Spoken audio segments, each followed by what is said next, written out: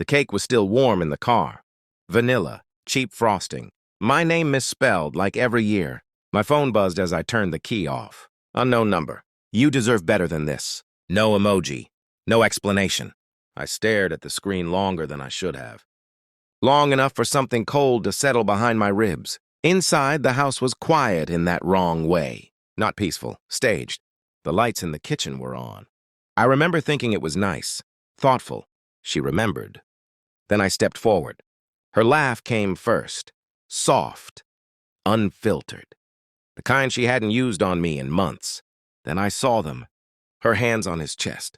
His mouth where mine used to be. My kitchen. My birthday. Time didn't stop. It sharpened. I didn't clear my throat. Didn't shout. I just watched. And in that moment, before anything broke, I understood something with terrifying clarity. This wasn't an accident. I didn't react the way movies teach you to. No roar. No collapse. I felt organized, like my mind had already prepared for this and was relieved to finally remove the doubt. She noticed me first. Her face drained of blood so fast it looked rehearsed, like she'd practiced this expression in the mirror. He turned slowly, confident, annoyed, a man used to rooms bending around him. Listen, she said. One word, fragile, useless. I nodded, calm. Happy birthday to me.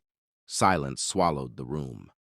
I walked past them, set the cake on the counter. The frosting cracked slightly. A small imperfection. Nothing dramatic. I washed my hands. They stood frozen behind me, waiting for a reaction loud enough to forgive. None came. What hurt wasn't the kiss. It was how comfortable they looked. How unfinished I suddenly felt in my own life. This wasn't passion. It was maintenance. A routine I'd never been scheduled into.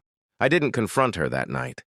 I slept. Or something close enough to fool my body. Over the next days, I became quiet in a way that felt dangerous. I memorized patterns. Her phone face down. Work dinners that ran late only on weekdays. The way she said his name, too casually. I checked records, receipts, call logs. Everything aligned too perfectly to be messy. That's when I understood. They hadn't been hiding. They'd been counting on me not looking. At work, I smiled. Made jokes, accepted belated birthday wishes. Inside, I built a file. Dates, times, proof. I learned that betrayal isn't loud. It's logistical. The email arrived on a Tuesday. Photos, messages, hotel confirmations. No context needed. That night, I placed my phone on the table between us. She didn't touch it. Didn't need to. Her shoulders collapsed inward like a tent with the poles removed. I can explain. No, I said. Soft, controlled.